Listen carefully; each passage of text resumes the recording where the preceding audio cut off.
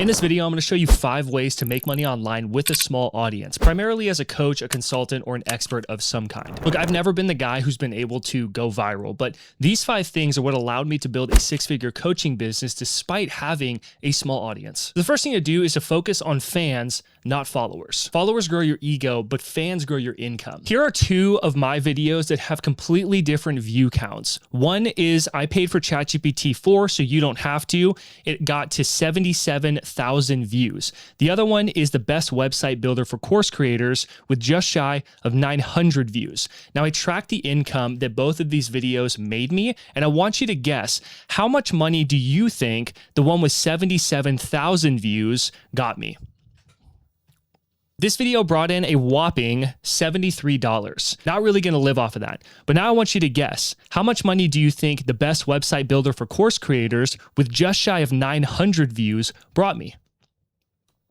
This video brought in over $10,000. At about just 200 views, it brought in an $8,000 coaching client. But on top of that, it also brought in course sales and affiliate income as well. So I show you this just to paint the picture that the quality of viewer matters more than the quantity of views. As Kevin Kelly says in his world famous 1,000 True Fans essay, which I'm going to link down in the description, by the way, he says you do not need millions of followers. You just need 1,000 true fans. Now, a true fan will drive 200 miles to see you speak or perform if you're a musician or something, and then they buy everything that you have or everything that you create because they genuinely value you and your work. And if you had 1,000 people who paid you $100 every month, then you would have a 6-figure business. But now imagine if they paid you $2,000 every month. So if you want to make money with a small audience, you have to know who your ideal client is and make content that is useful for them. A small following can earn way more than a big following because it is more focused. I would rather have 100 people who are obsessed with my content and me,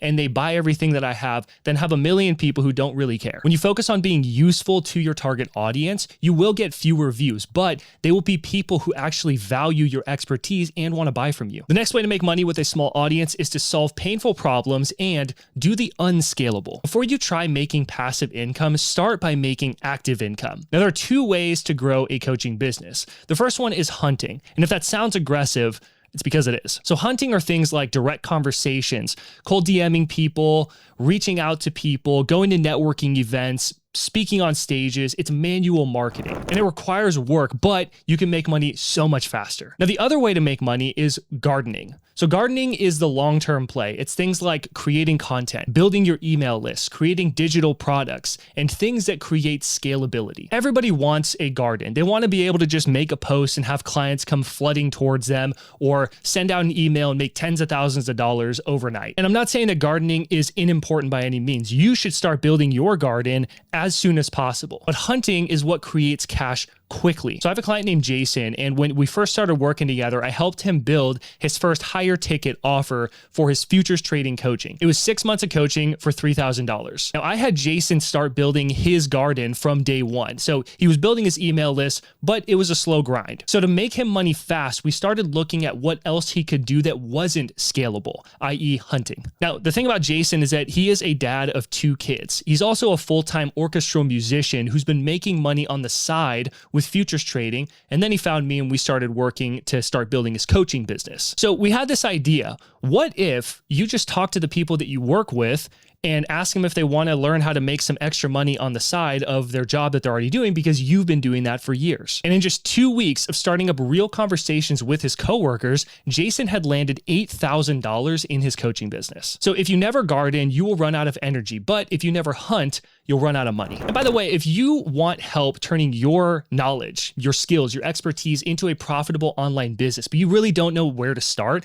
I put together a free 5-day training series. I'm calling it the Profit Your Knowledge Challenge. Every day, you're going to get a new training and a workbook with action steps to help you implement everything that you learn. By the end of the 5 days, you will have a clear plan on how to turn what you know into actual cash. And if you do the work, you might even land a client by day 3. So to unlock this training and get access to day 1, click the button down in the description, or you can visit profityourknowledge.com/training. Now, the next way to make money online with a small audience is probably the most important one, and that's to make more offers. Coaches don't fail because they aren't helpful or valuable. They fail because they don't make enough offers. It took me 5 years to hit my first six-figure year in my coaching business. And looking back, I know exactly why. The first 3 years were me mostly just learning and developing new skills. But I got to a point where I had enough skills and I was still at a standstill where I wasn't getting clients. So I did what any smart business owner would do, and I hired a coach. One of the first things that my coach asked me was, James, how many offers have you made this month? Despite working 60 hours a week, I realized that I had only sat down to present an offer to about one person that month. Now look, I barely made it through high school, but that math isn't mathing. So in 2023, I was at 30K a year, but in 2024, I hit my first six-figure year in my coaching business. That wasn't luck. It was because I simply made more offers to help people and got over my fear of asking for money. So think about the number of clients that you want right now in your coaching business. Let's say it's 10. Now I want you to multiply that number by 6. That is the number of offers that you need to make. If you want 10 clients, you need to make 60 offers. And that could be in a year, that could be in a month, but that is a rough ballpark just to show you how much effort you actually need to put in and how many offers you need to actually start making. The problem is that most people don't even do that. They play with Canva graphics, they build slide presentations, they do all the things that make them feel busy and productive, except for doing the one thing that makes them money, which is making an offer and asking for money. So put up a sticky note or something that says, how many offers have I made this month, and get to work. The next way to make money online with a small audience is to do a promo every month. Everybody talks about building your email list, but few people talk about what to actually do with it. So I had a client named Wendy who was running ads to a masterclass and then to book a call where she would get coaching clients. And she was doing really well with this. One day she came to our call freaking out because her ads stopped working and she didn't know how she was going to pay her bills. Now, I knew that she was collecting email addresses with her ads, so I asked how many people were on her list, and she said somewhere around 5,000. Awesome. But then I asked her the big question. When's the last time you emailed your list? And she froze and said, I don't know. That is the problem that I see all the time. People spend all this effort into building their list, but they never do anything with it. So we created a warm-up campaign to remind her list who she was and why they signed up with her in the first place. After a few weeks, we used one of my custom templates that I give to all my clients, and we made an offer to book a call with Wendy. In just 24 hours after sending that email, Wendy had 24 moms reaching out to book a call with her, which resulted in thousands of dollars in coaching sales virtually overnight. So if you are building your garden, an example, your email list, make sure that you are sending them emails.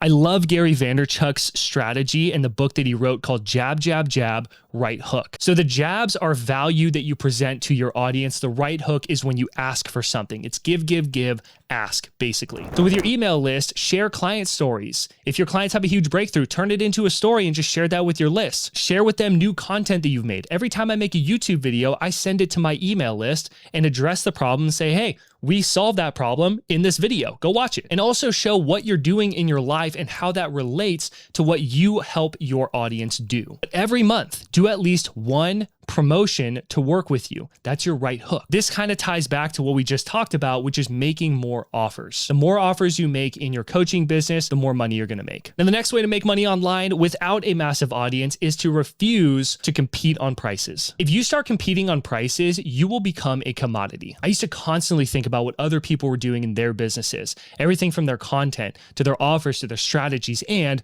their pricing. So I would lower my prices to try and be more competitive rather than pricing my coaching based on the outcomes that I help people get. But when I realized that people were paying me $5,000 and I was helping them earn $30,000 or more in a couple of months, I realized that I could probably charge more money. Not only were they making their money back, they were also learning skills that will help them earn more money in the future. You are building a business, and business is all about solving people's problems. And the bigger the problems you solve, the more money you can ask for and make. So rather than competing on prices, think about what the payoff of working with you is worth. Let's say, for example, you help save someone's marriage that would have cost $20,000 for a divorce. Could you justify charging them $7,000 to work with you if it actually saved their marriage?